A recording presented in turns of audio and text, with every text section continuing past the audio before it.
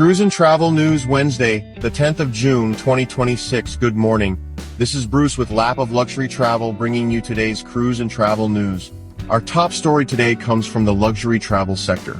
Four Seasons Yachts has announced its second vessel, Four Seasons 2, scheduled to debut in 2028. The new yacht will feature just 79 suites and introduce a new Yacht Residential Suites category offering 2, 3, and 4-bedroom accommodations, complete with private terraces, lifestyle kitchens, spacious living areas, and dedicated concierge service. The announcement follows the launch of Four Seasons 1 earlier this year and signals continued growth in the ultra-luxury cruise and yacht market. In Europe, two separate incidents involving cruise passengers in Genoa have renewed concerns about tourist safety near popular cruise arrival areas.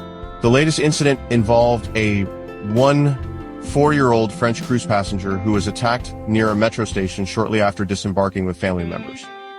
Local authorities continue investigating. This serves as another reminder for travelers to remain aware of their surroundings when exploring independently in major cities.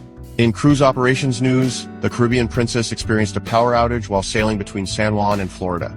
The ship was without power for approximately 75 minutes before systems were restored and the voyage continued normally. And it wasn't the only ship experiencing technical issues. Carnival Panorama also experienced a temporary power loss while sailing toward Cabo San Lucas.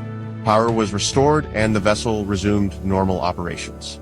Finally, in airline news, an Air Canada pilot has reportedly been fined and released after being arrested on fraud charges related to allegations that he flew commercial flights without holding the proper license.